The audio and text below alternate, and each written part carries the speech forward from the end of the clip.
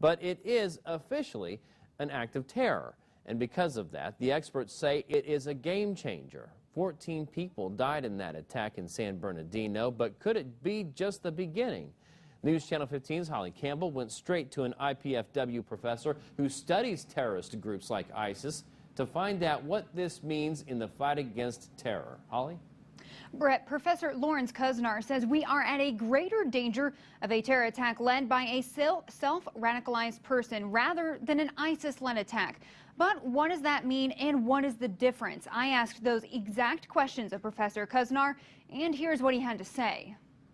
This is where the word terrorism can be very, very dangerous to us and how we use it. Professor Lawrence Kusnar says it's no question what Syed Farouk and Tashin Malik did Wednesday in California fits the definition of terrorism. This couple had a political agenda and they wanted to attack civilians. That's pretty much our basic definition of what a terrorist act is.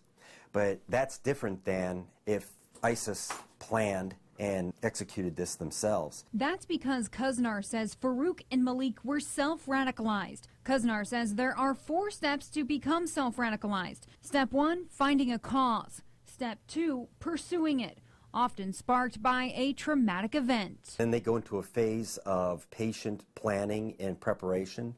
And then at the end, they call it the jihadization phase. That's when they decide that they're really going to act. It's the lone wolf style of attacks.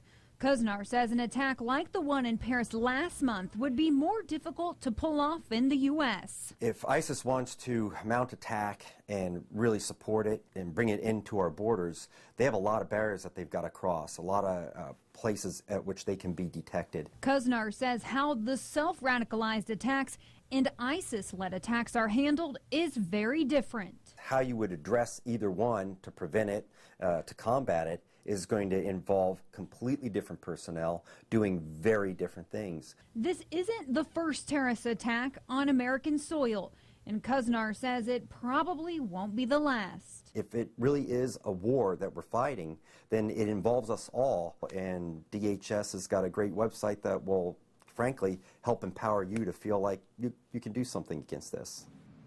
Although Malik pledged her allegiance to ISIS online during the attacks, officials say there is no evidence they were actually part of the terrorist network. Holly Campbell, News Channel 15.